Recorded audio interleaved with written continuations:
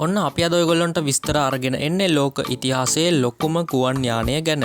මේක තමයි සෝවියට් දේශය විසින් 1980 අවදියේ හදපු ඇන්ටනෝව් N225 මියා ගුවන් යානය. මේ ගුවන් යානය සෝවියට් දේශය විසින් හැදුවත් 1989 සෝවියට් දේශය බිඳ වැටුණට පස්සේ මේක අයිති වුණේ යුක්‍රේනයට. ඒ කාලේ තිබුණ සීතල යුද්ධයේ ප්‍රතිඵලයක් විදිහට සෝවියට් දේශයෙන් බුරාන් කියන ෂටලය ප්‍රවාහනය කරන්න හදපු යානය වෙනස් කරලා තමයි මේ ගුවන් යානය හදලා තියෙන්නේ.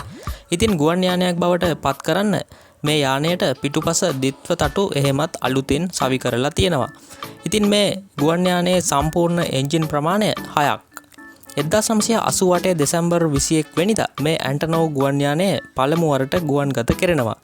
ෂටලයක් වෙනුවෙන් නිර්මාණය කරපු යානයක් නිසා මෙවැනි ගුවන් යානා ලෝකයටම තිබුණේ එකක් විතරයි.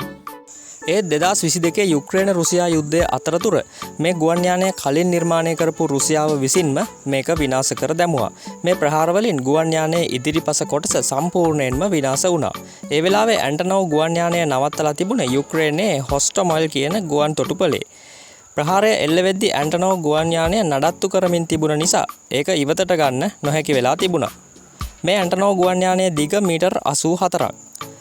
පියාපත් සමග පළල මීටර් 88.4ක්. උස මීටර් 18ක්. බර ටොන් 640ක්. අපි මේ ඇන්ටනෝව් ගුවන් යානය දැනට ලොකුම මගී ගුවන් යානය වන එයාබස් A380 එක්ක සැසඳුවොත් එයාබස් A380 ගුවන් යානයේ දිග මීටර් 72ක් විතරයි.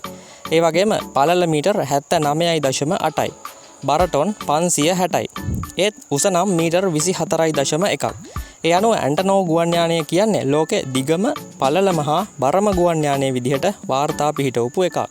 යුද්ධයෙන් මේ ගුවන් යානය විනාශ වුණත් ඒක යලි ඉදිකිරීමේ වගකීම යුක්‍රේනය බාරගෙන තියෙන්නේ.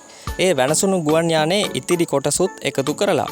මේ සඳහා ඩොලර් බිලියන 3කට වඩා වැය වෙන බවට ඇස්තමේන්තු කරලා තියෙනවා. විනාශ වුණ ගුවන් යානයේ කොටස් වලින් 30%ක් යලි භාවිත කරන්න පුළුවන් බව හඳුනාගෙන තියෙනවා. ඒත් යුද්ධය තවම යන නිසා ඒ වෙනුවෙන් මුදල් වෙන් කිරීම නම් යුක්‍රේනයට අභියෝගයක්. එහෙනම් තවත් දවසක හරියටම මේ වෙලාවට හමු වෙමු. රැඳී ඉන්න අපිත් එක්කම මේ ලෝකෙ ලොකුම දේ හොයන මෙගා ලිස්ට්.